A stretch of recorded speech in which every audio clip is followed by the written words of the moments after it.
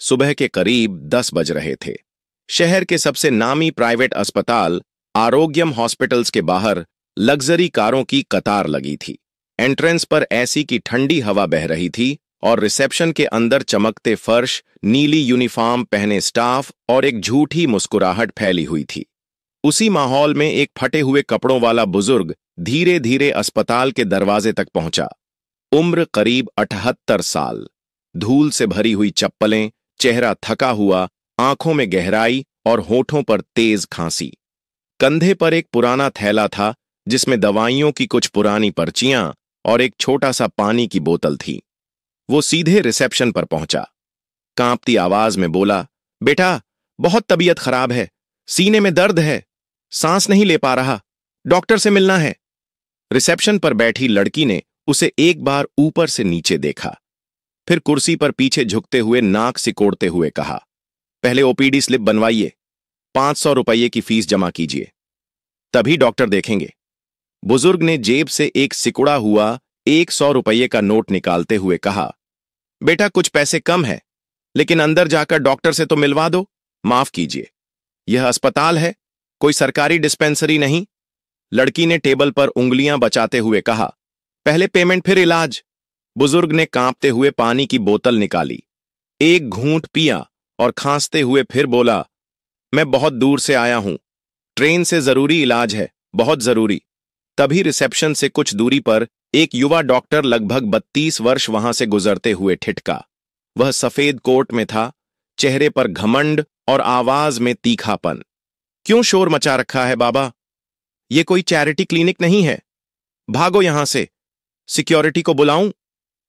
बुजुर्ग ने कुछ कहने की कोशिश की, लेकिन खांसी ने बात रोक दी। चलो बाहर, वरना खुद उठाकर फेंकवा दूंगा, डॉक्टर चिल्लाया। 2 सिक्योरिटी गार्ड्स आगे बढ़े। एक ने बुजुर्ग के कंधे को पकड़कर बाहर की ओर धकेला। वो लड़खड़ाकर गिर गया।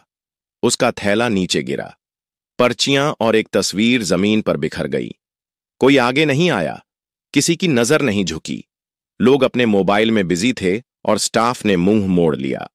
बुजुर्ग जमीन से उठा, चुपचाप अपनी चीजें समेटी, पानी की बोतल को सीधा किया और पैरों से खींचता हुआ थैला कंधे पर डालकर हॉस्पिटल के गेट से बाहर निकल गया। गेट के पास पहुंचकर उसने अपनी जेब से एक पुराना फीचर फोन निकाला। बटन वाला फोन, दरार लगी स्क्रीन, लेकिन नेटवर्क था। उसने एक नंबर डायल किया, फोन कान पर लगाकर सिर्फ एक लाइन बोली, बोर्ड रूम तैयार करवा दो, मैं 30 मिनट में आ रहा हूं। फोन काट दिया। अस्पताल के बाहर लोग अब भी अनजान थे। अंदर डॉक्टर उसी एंथन के साथ चलता रहा, पर बाहर कुछ ऐसा शुरू हो चुका था जो पूरे अस्पताल की नींव हिलाने वाला था। 30 मिनट बाद आरोग्यम हॉस्पिटल के बाहर अचानक हलचल बढ़ने लगी। 3 काली मर्सिडीज और एक BMW कार हॉस्पिटल के मेन गेट पर रुकी।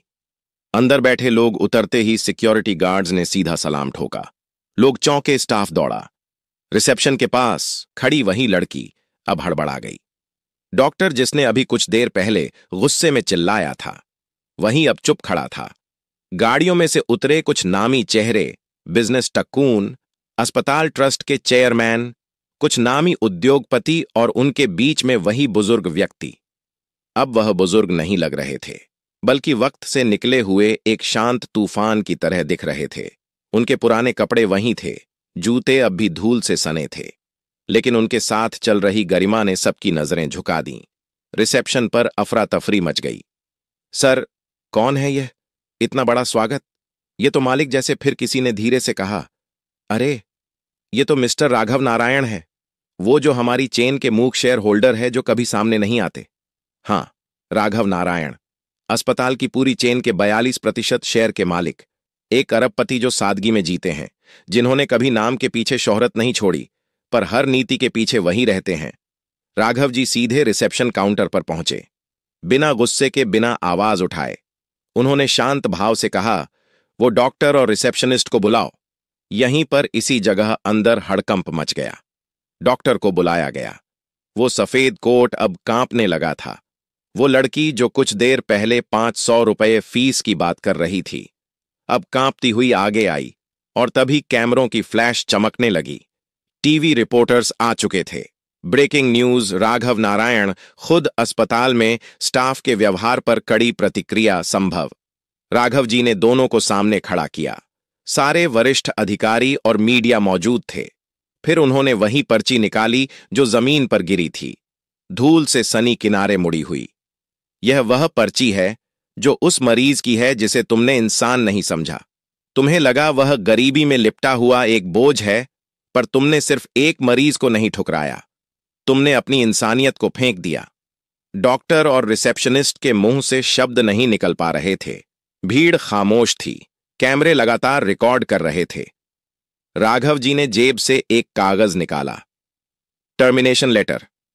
आज से आप दोनों इस अस्पताल का हिस्सा नहीं है, क्योंकि यहां अब से एक ही नीति चलेगी। दिखावे से नहीं, जरूरत से इलाज होगा।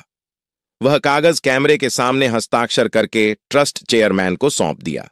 पूरा अस्पताल मौन था। किसी को यकीन नहीं हो रहा था कि जिसकी हालत देखकर सभी ने मुंह मोड़ लिया था, वही आज उनके भविष्य का फैसला कर रहा है। और राघव नारायण बस इतना कहकर, मुद्दे में चला जाऊंगा, पर जो लोग अब आएंगे उनसे पहले उनका पर्स नहीं, उनकी तकलीफ देखना सीखो। अगले दिन सुबह देश भर के न्यूज चैनलों पर एक ही खबर चल रही थी। राघव नारायण अरबपति और अस्पताल चेन के गुप्त मालिक ने सादगी में आकर किया सिस्टम का टेस्ट। डॉक्टर और स्टाफ बर्खास्त। इंसानियत नहीं देखी गई, इसीलिए नौकरी नहीं बची। राघव नारायण अस्पताल का नाम सोशल मीडिया पर ट्रेंड करने लगा। यामर hospital of humanity, Raghav Narayan patients before payment. इस घटना ने देश भर में बहस छेड़ दी। एक न्यूज डिबेट में वरिष्ठ पत्रकार ने कहा, हम कितने बार मरीज को उसके कपड़ों से आंकते हैं, क्या अस्पताल सिर्फ अमीरों की जागीर है? एक डॉक्टर ने जवाब दिया, मशीनें लाखों की हो, लेकिन अगर उनमें चलाने वालों का दिल गरीब है तो इलाज सिर्फ दिखावा है। इधर हॉस्पिटल की शाखाओं में नया बदलाव शुरू हो चुका था। राघव नारायण ने नई घोषणा जारी की। अब हर हॉस्पिटल में एक सम्मान केंद्र बनाया जाएगा, जहां बुजुर्गों, असहायों और इमरजेंसी मरीजों की प्राथमिकता दी जाएगी, बिना पैसे पूछे। हर अस्पताल में पोस्टर लगाए गए, यहां इलाज पहले, फीस बाद में, क्योंकि दर्द का धर्म और गरीबी का गुनाह हमारे सिस्टम में नहीं होता। उधर वही डॉक्टर जो चिल्ला रहा था, अब अकेले बैठा था। उसने किसी पत्रकार से कहा, मुझे लगा था मैं डॉक्टर हूं, सब कुछ जानता हूं, पर आज समझा, डॉक्टर वही है जो दर्द पड़े। रिपोर्ट नहीं, मैंने पद तो पाया था, पर मान खो दिया। एक सप्ताह बाद राघव नारायण फिर से उसी अस्पताल में आए। इस बार सादगी में नहीं, बल्कि सम्मान के साथ हर स्टाफ लाइन में खड़ा था। कोई फोटो नहीं, कोई प्रचार नहीं, सिर्फ एक समारोह।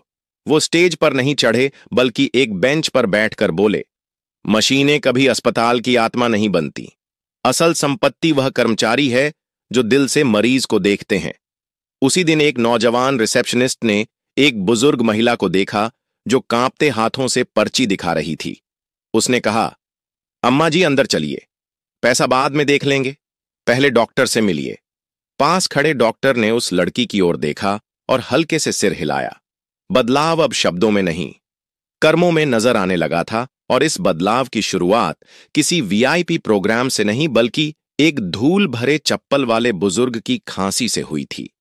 कपड़े, पैसा और भाषा कभी भी इंसान के दर्द का माप नहीं हो सकते। इलाज का पहला चरण मशीन नहीं, एक मुस्कुराहट होती है, और अस्पताल की सबसे कीमती मशीन दिल होता।